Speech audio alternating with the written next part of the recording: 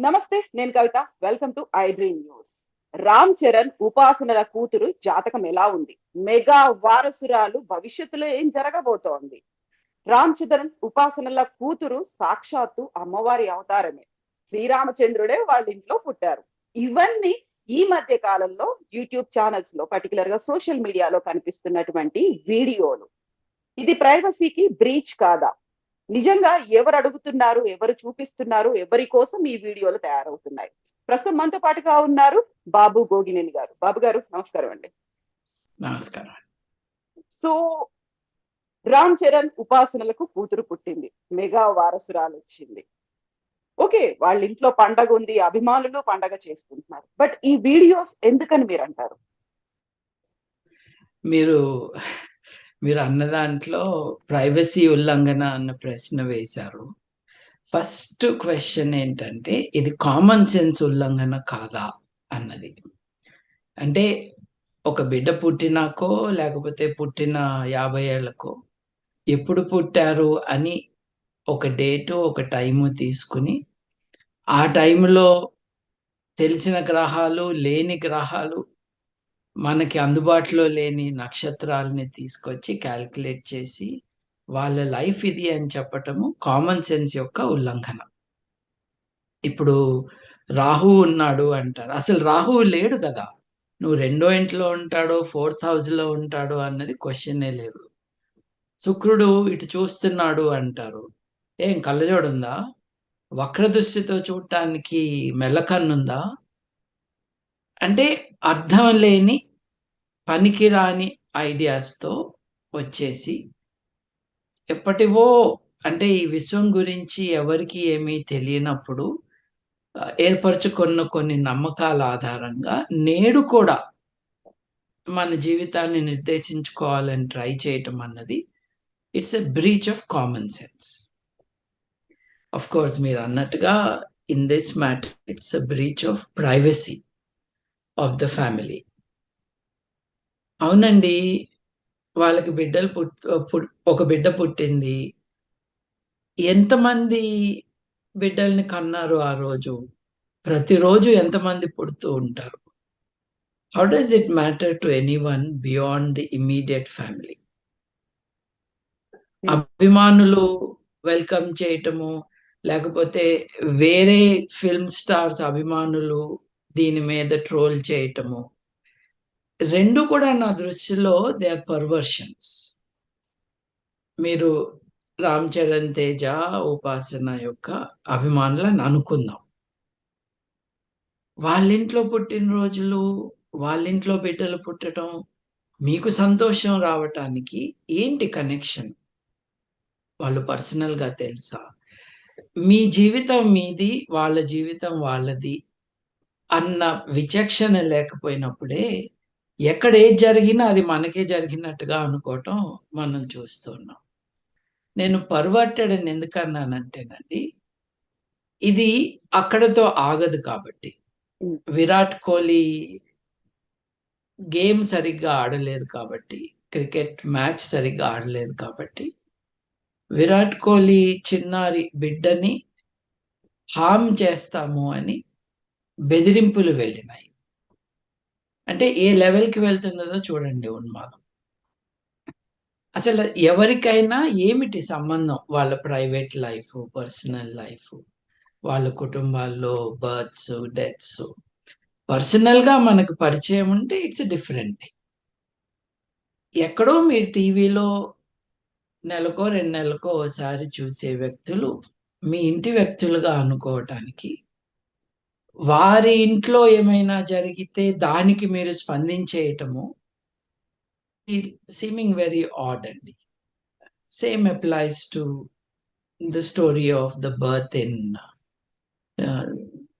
చిరంజీవి గారి family to Ram Charan and Upasana గారు. Beyond saying congratulations, what else should one do? Why are we involved? How are we involved? కానీ దీనంతటికీ వ్యతిరేకంగా ఈరోజు social media అంతా కూడా ఈ విషయమే మాట్లాడుకోవటం.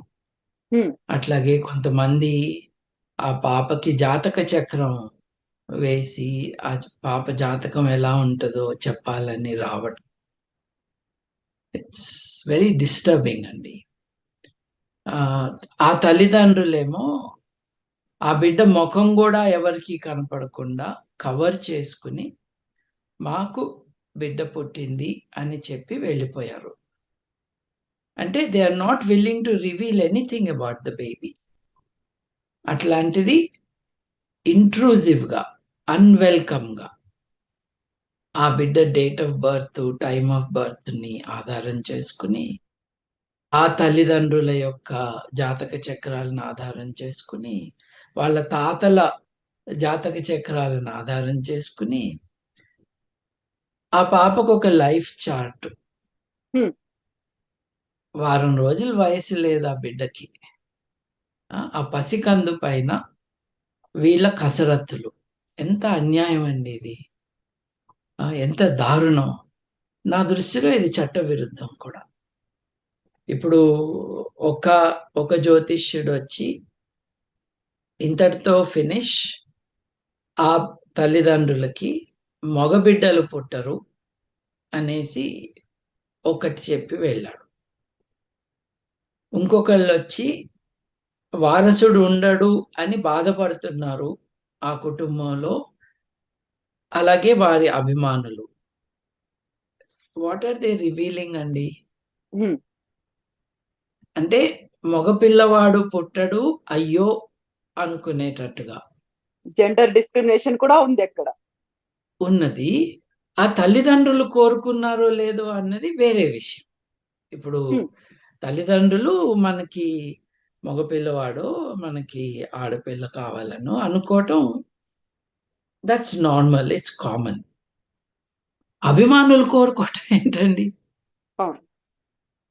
వాళ్ళకి మగపిల్లవాడు కోరుకోవడమే పుట్టడు కాదు, అయ్యో. కోరుకోవడమే కాదు, సోషల్ మీడియాలో రామ్ చరణ్ కి కొడుకు పుడితే నేను 1000 కొబ్బరికాయలు కొడతాను, ఫస్ట్ టైం వారసుడిని ఇవ్వండి, ఆ తర్వాత పాప అయినా పర్లేదు అనుకుంటూ వేడుకుంటూ సోషల్ మీడియాలో పోస్టులు పెట్టిన వాళ్ళు కూడా ఉన్నారు. ఇది చూడలేదండి. ఈ మన దృష్టికి వస్తే ఏం లాభం అండి? సైకియాట్రిస్టుల చేతికి వెళ్ళాలి ఇట్లాంటి సమాచారం.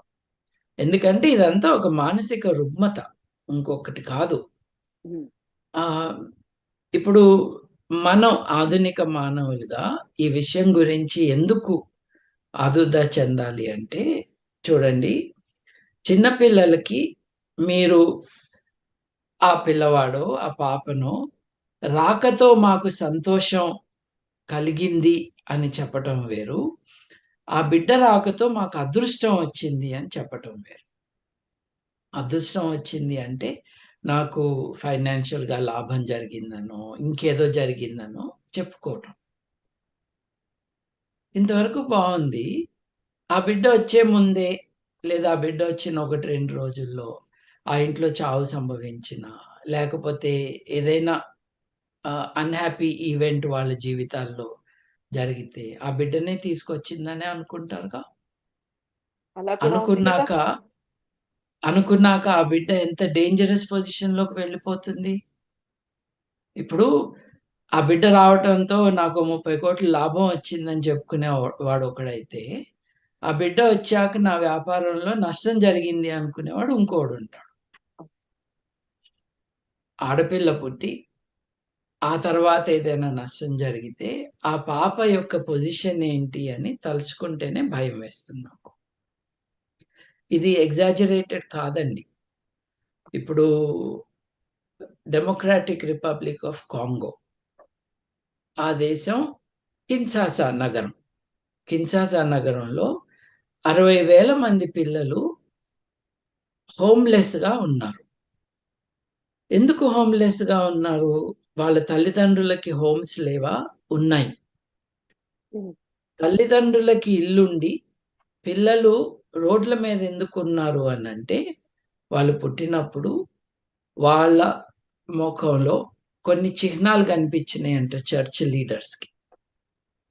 ఉమ్. దీని కారణంగా మీకు నష్టం జరుగుతది అని చెప్పిన కారణంగా, ఆ బిడ్డల్ని వాళ్ళు రోడ్డు మీద వదిలేశారు.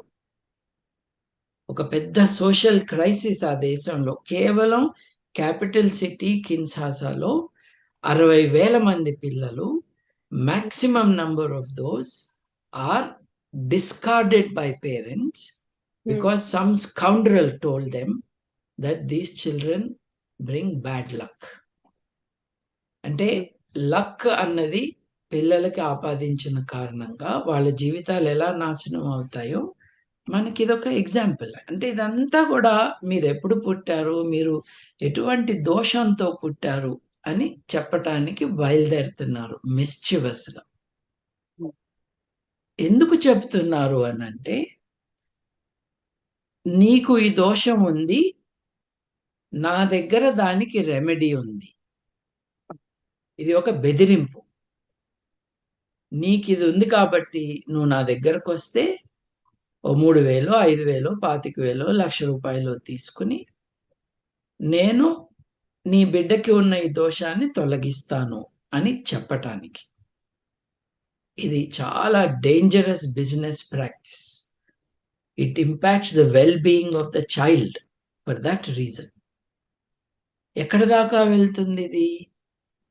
ఐశ్వర్య రాయ్, అమితాబ్ బచ్చన్ గారి కోడలు. ఆవిడ అమితాబ్ బచ్చన్ కొడుకుని పెళ్లి చేసుకునే ముందు ఆవిడకి మాంగలిక దోషం ఉంది కాబట్టి ముందు చెట్టుకు పెళ్లి చేసి తరువాత కొడుక్కి పెళ్లి చేయించాడు హరివంశరాయ్ బచ్చన్ కొడుకైన అమితాబ్ బచ్చన్. అంటే సమాజంలో అన్ని ఏరియాస్లో కూడా మూఢనమ్మకం అన్నది మనిషి యొక్క హుందాతనాన్ని తగ్గించేయటం, మనుషుల యొక్క హక్కుల్ని కాలరాయటం చేస్తూ ఉంది. నరబలులు, జంతు బలులు, అట్లాగే ఇప్పటిదాకా మనం మాట్లాడుకున్న విషయాలు, ఇవన్నీ కూడా లేని గ్రహాలు, అందని నక్షత్రాల ఆధారంగా చేసుకున్న క్యాల్కులేషన్స్, నమ్మిన బిలీఫ్స్ కారణంగా జరుగుతూ ఉన్నాయి. ఇప్పుడు ఒకడు అంటాడు వచ్చేసి టీవీలో, సైన్స్ ఇచ్చిన టీవీ కెమెరా ముందు, ఫలానా గ్రహం ఆ రాశిలోకి వెళ్తుంది అంటాడు. జూపిటర్ గ్రహం కానీ, ఇప్పుడు శని గ్రహం కానీ, శుక్రుడు కానీ, మార్స్ కానీ, అంగారకుడు కానీ, ఏదో గ్రహం పేరు చెప్పి గ్రహం ఫలానా ఇంట్లోకి వెళ్తుంది, ఫలానా హౌస్లోకి వెళ్తుంది అని చెప్తారు, ఫలానా రాశిలోకి వెళ్తుంది అని చెప్తారు. మనకి మన సౌరమండలానికి అతి దగ్గరగా ఉన్న గ్యాలక్సీ రాశి 2,550 కోట్ల కిలోమీటర్ల దూరంలో ఉంది. అంటే ఒక 25,000 కాంతి సంవత్సరాల దూరంలో ఉంది. మార్స్ ఎక్కడుందండి? అంగారకుడు ఎక్కడున్నాడండి? మన దేశం నుండి ఉపగ్రహాన్ని ప్రయోగిస్తే అక్కడికి వెళ్ళిన అంత దూరంలో ఉన్నది ఆ గ్రహం. అక్కడి నుండి సిగ్నల్, రేడియో సిగ్నల్ రావటానికి సగటున ఒక 45 నిమిషాలు పడుతుంది. అంటే డిస్టెన్సెస్ మారుతూ ఉంటాయి. యావరేజ్గా ఒక 40-45 మినిట్స్ అక్కడి నుంచి సిగ్నల్ ఇక్కడికి రావటానికి పడుతుంది. ఈ మార్స్ నుంచి కానీ, ఎర్త్ నుంచి కానీ ఆ రాశికి ఒక సిగ్నల్ వెళ్ళటానికి కానీ, అక్కడ నుండి మనకి కాంతి రావటానికి కానీ 2,500 కోట్ల సంవత్సరాలు పడుతుంది. ఇది అక్కడికి వెళ్తుందా? ఆ రాశిలోకి వెళ్తుందా? లేదు. భూమి ఇట్లా గుండ్రంగా తిరుగుతుంది కాబట్టి భూమి ఇటు వచ్చినప్పుడు దీని వెనక ఏముందో కనిపిస్తుంది, ఇటు వెళ్ళినప్పుడు దీని వెనక ఏముందో కనిపిస్తుంది.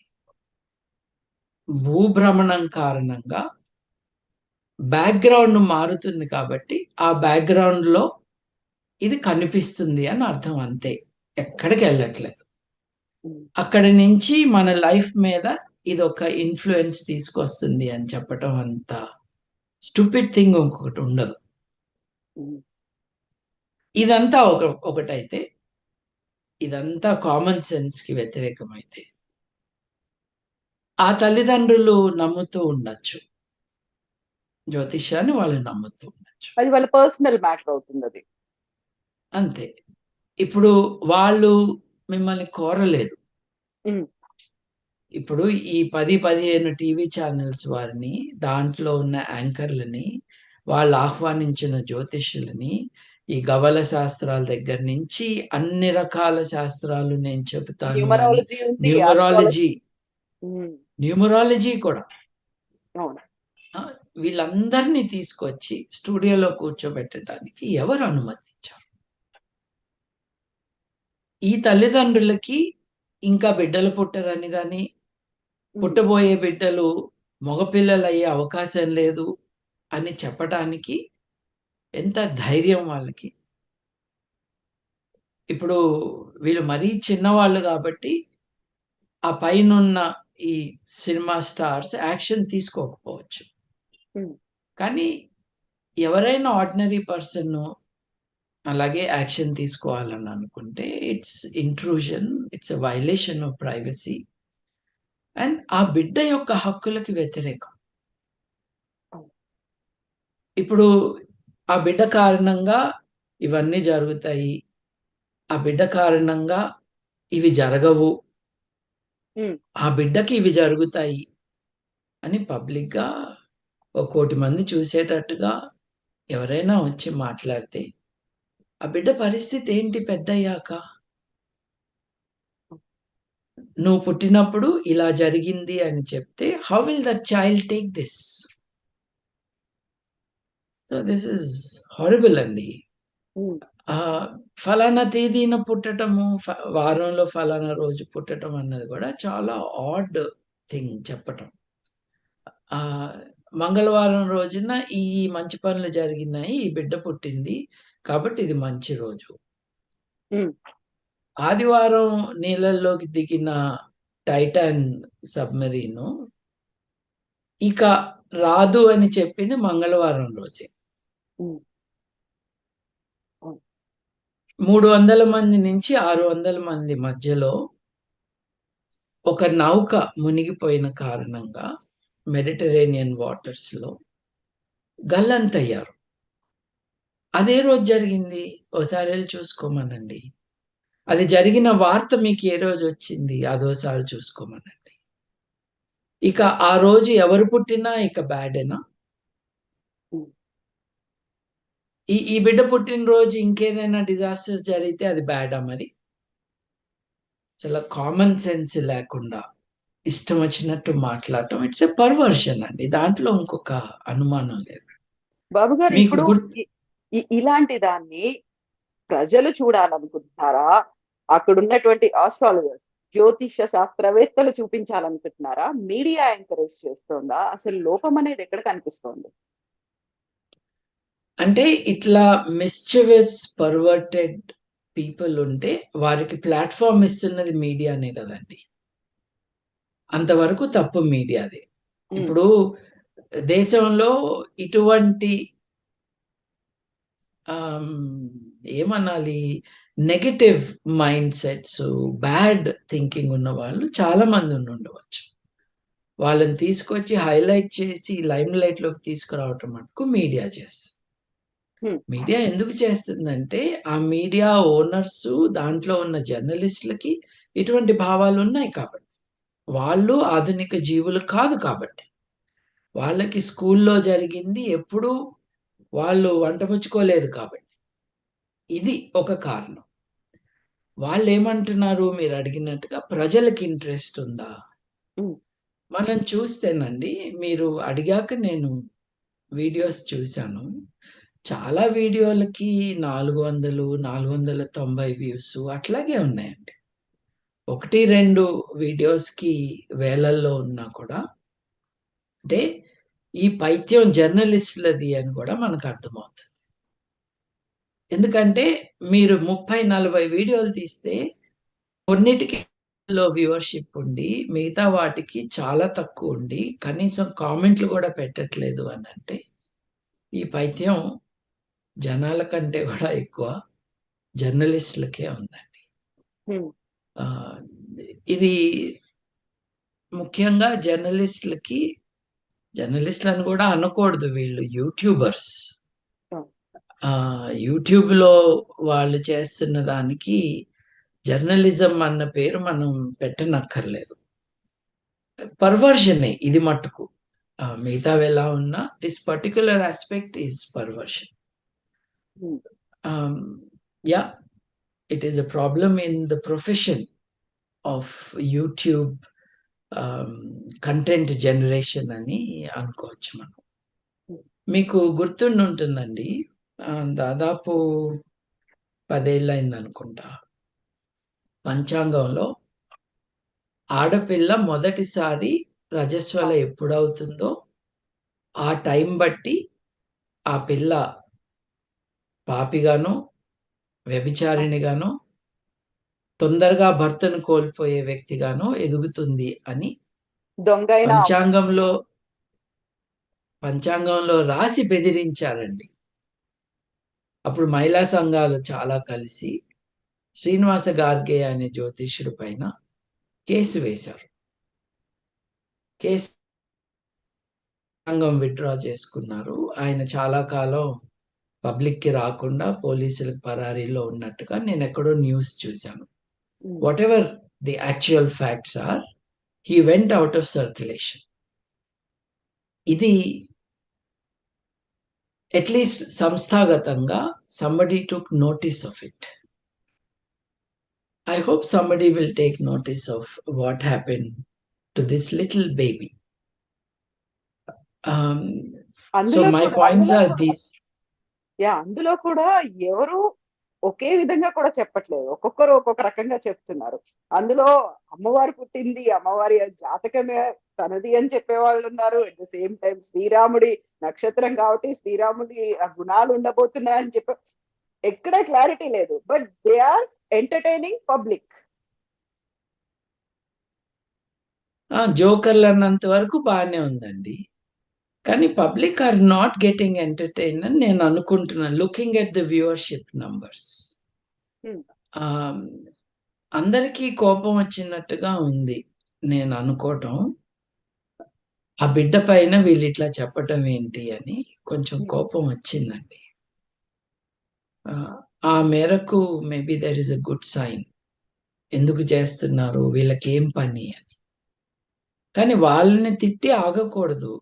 ఆ సోషల్ మీడియా ప్రచారకులు ఎవరైతే ఉన్నారో ఇటువంటి వీడియోలు చేస్తున్న వాళ్ళు, వాళ్ళను కూడా దే మస్ట్ బి అడ్మానిష్డ్. నేను అనుకోవటం, anyone who is minded towards children's rights will take action, should take action. Otherwise it becomes a trend. ఇవాళ కాకపోయినా ఈలో 10 సార్లు చేస్తే అది నమ్మే వాళ్ళు వస్తారు. వాళ్ళ బిడ్డలు they get to be endangered by this attitude. So we should condemn it అండి, డెఫినెట్లీ. ఎగ్జాక్ట్లీ అండి. అంటే ఇప్పుడు వాళ్ళు చూపించుకున్నారనుకోండి, అది ఇట్స్ అప్ టు దెమ్. వాళ్ళ ఫ్యామిలీలో వాళ్ళు ఏమనుకుంటున్నారు, ఏం చేద్దాం అనుకుంటున్నారు అనేది అప్ టు దెమ్. అలా కాకుండా మనమే ఇంటర్వ్యూని అయిపోయి చెప్పడం అనేది, వాళ్ళ పర్సనల్ ఇంట్రెస్ట్ ఉండొచ్చు, సెంటిమెంట్స్ ఉండొచ్చు, ఏదైనా కావచ్చు. కాకుంటే మనం ఎందుకు ఇంటర్వ్యూన్ అవ్వాలి? ఇంకొకరి పర్సనల్ లైఫ్ లోకి తొంగి చూడాల్సిన అవసరం కానీ, వాళ్ళ ఫ్యామిలీలో ఏమవుతుంది అనేది తెలుసుకొని మనం చెప్పాల్సిన అవసరం కానీ ఎందుకుంటోంది అసలు? అంటే ఈ మ్యాటర్లో there is not single thing అండి. మొదటిది, జ్యోతిషం అబద్ధం. అబద్ధాన్ని ప్రచారం చేయటానికి వారికి ఎటువంటి అభ్యంతరం లేదు. అది అబద్ధం అని గుర్తించే వాళ్ళు తక్కువైపోతున్నారు. ఎందుకంటే from all sides, in every aspect of life, they are being bombarded with astrology. మొదటిది. రెండు, నమ్మిన కుటుంబ సభ్యులు కానీ తల్లిదండ్రులు కానీ జాతకం చూపించుకుంటే అదొక ప్రైవేట్ మ్యాటర్ అవుతుంది. కానీ వాళ్ళు కూడా వచ్చి, వాళ్ళు బయటికి చెప్పాల్సిన అవసరం లేదు అసలు. కరెక్ట్, వాళ్ళు కూడా వచ్చి మీడియాకి అవి చెప్పలేదు కదా. కానీ ఇంకేమీ పని లేదు.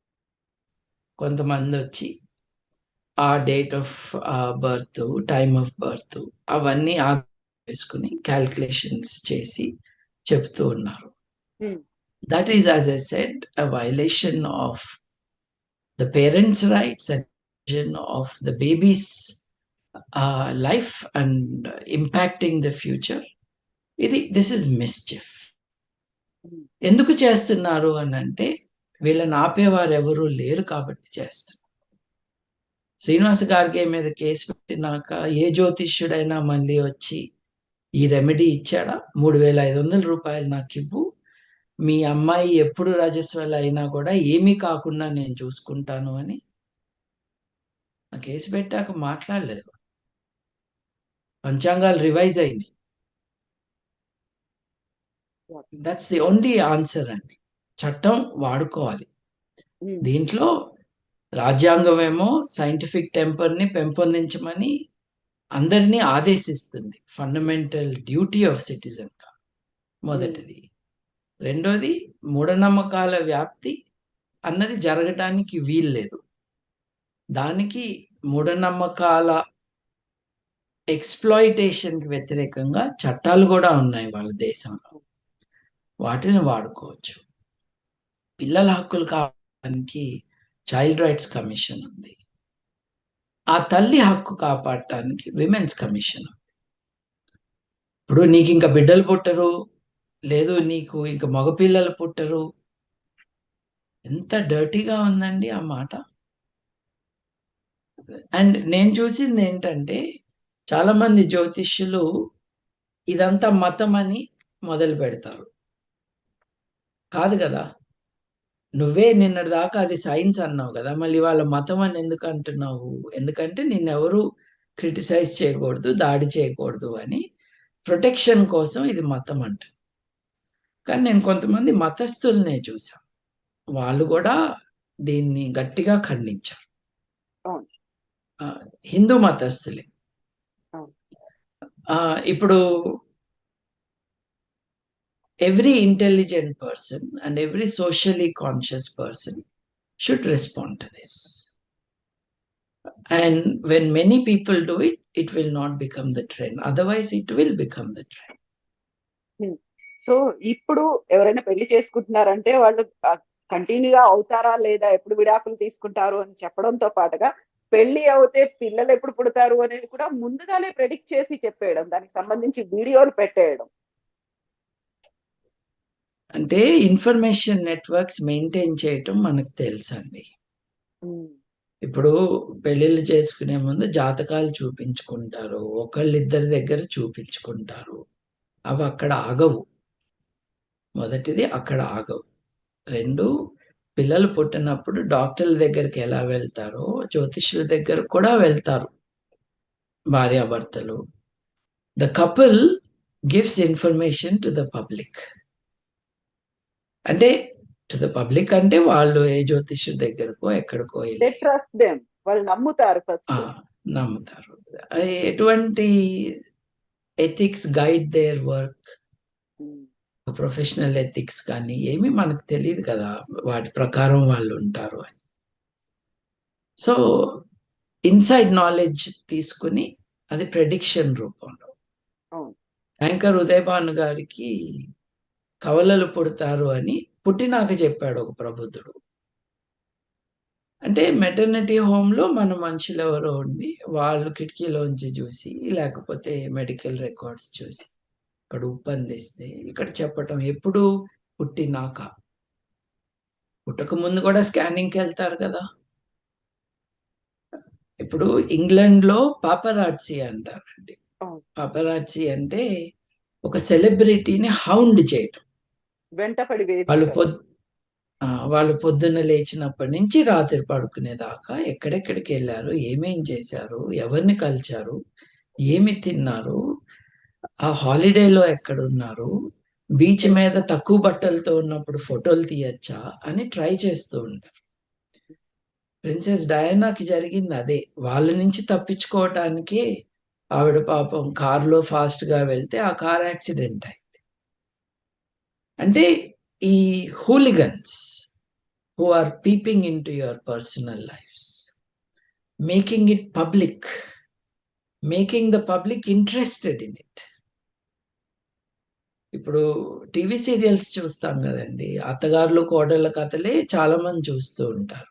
అవును. అటువంటి కథనే మీరు ప్యారలల్ గా సోషల్ మీడియాలో లేకపోతే ఇంటర్నెట్లో ప్రచారం చేసే అవకాశం ఉంది.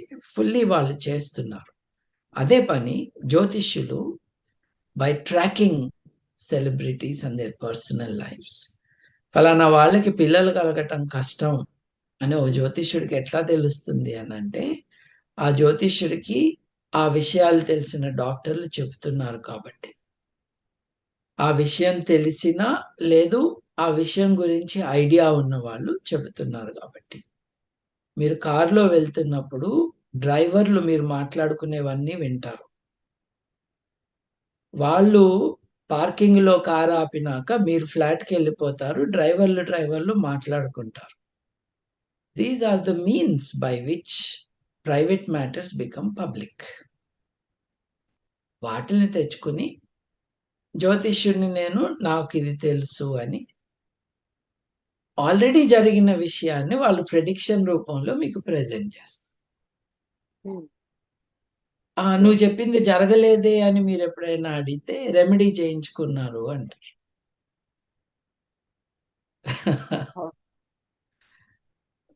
So I hope more people get interested in this like you are interested in the subject. It will protect the privacy of couples and the dignity and privacy of babies. Exactly అండి. Everyone has their own privacy ఉంటుంది. మేము dignified గా ఉండాలి అనుకుంటారు. And నా వైపు ఇంకొకరు చూసి నా పర్సనల్ లైఫ్ గురించి కామెంట్ చేయాలి అనేది కూడా ఎవరూ కోరుకోరు. అలాంటప్పుడు నెక్స్ట్ జనరేషన్ ఆ ఇంట్లో ఒక బేబీ వచ్చింది, ఒక పండగలాగా వాళ్ళు సెలబ్రేట్ చేసుకున్నారు, ఒక గ్రాండ్ వెల్కమ్ చేశారు. వాళ్ళ గురించి మాట్లాడే అవసరం కానీ ఆ హక్కు కానీ ఇంకొకరికి లేదు. నిజంగానే లేదు. అది అందులో పర్టికులర్ గా మీడియా దీన్ని తీసుకొని హైలైట్ చేయడం అనేది అసలు మనం యాక్సెప్ట్ చేయకూడదు.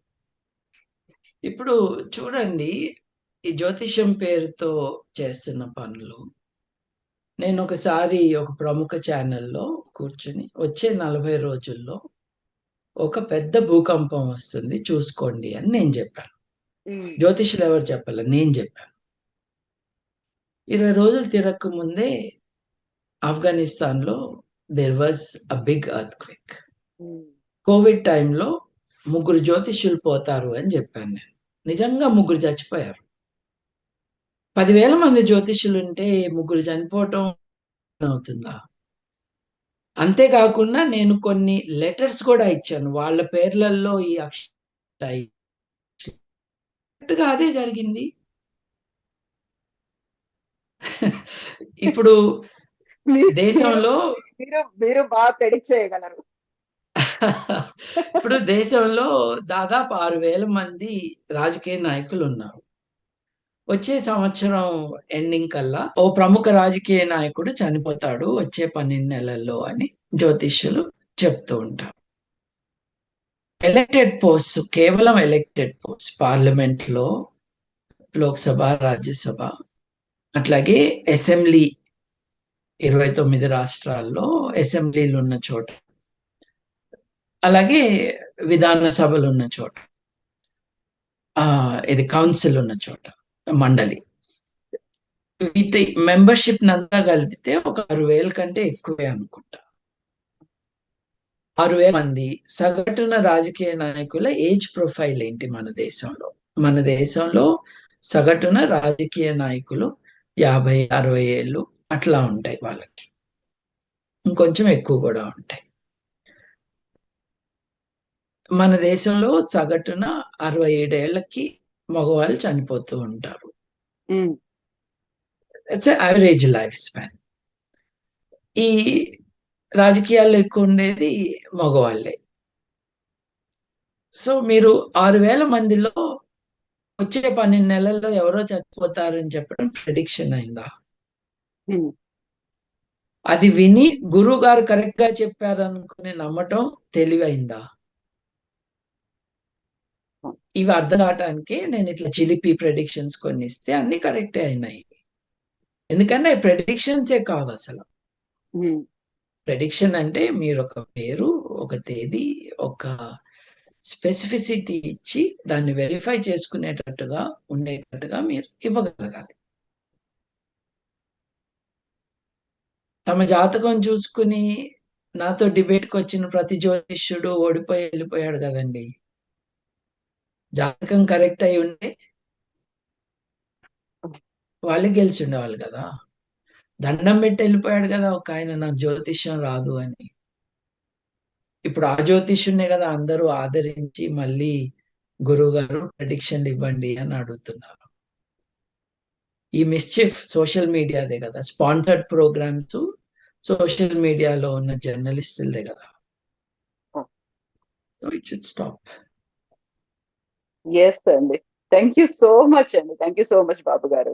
నిజంగానే మీరన్నట్టుగా ఇలాంటిది ఆగుతుందా లేకుంటే చర్యలు తీసుకోవాల్సింది ఎవరు, ప్రైవసీకి భంగం కలగకుండా చూసుకోవాల్సింది ఎవరు? మీడియాకి అయితే రెస్పాన్సిబిలిటీ ఉంది. వి హోప్ ఇలాంటివి జరగకుండా మళ్ళీ చూస్తారేమో, మనం ఆశిద్దాం. థ్యాంక్ యూ సో మచ్ అండి. థ్యాంక్ యూ అండి. థ్యాంక్ యూ అండి. నమస్కారం. దట్స్ ఆల్ విత్ బాబు గోగినేని గారు. This is Kavitha signing off.